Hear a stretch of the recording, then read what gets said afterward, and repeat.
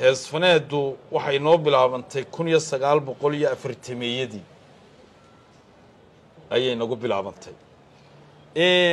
markii ay nagu bilaabantay waxa bilaabay nin reer saylac ahaa oo darawal ahaa oo la oran jiray Cabdi Sinimo wuxuu ahaa darawal u kala baxa Boorama iyo Saylac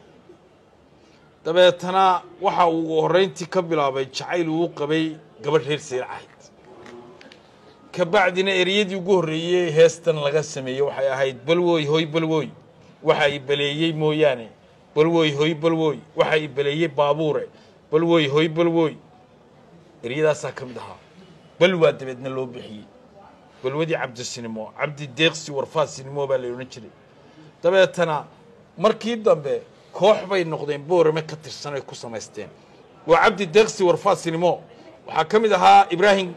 Garab Yare Maxamed Daahir Muuse Ibrahim Xaliye iyo gabadhii ugu horeysay ee heestay ee Soomaaliba heestay oo la oran jiray Qadiija Balwo qalabkii ugu horeeyay ee muusiga ee la tumo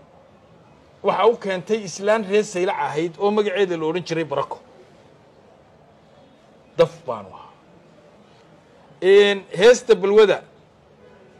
ay Qadiija Balwo haddii quruxdaada la iga qarjo Qadiija Balwo qacbaan oran cajiib way balwadu markii dambe waxay u gudubtay bariga Hargeysa iyo Burco waxaana ku balweeyay raggii bilaabay iyagoo sheegaya in ay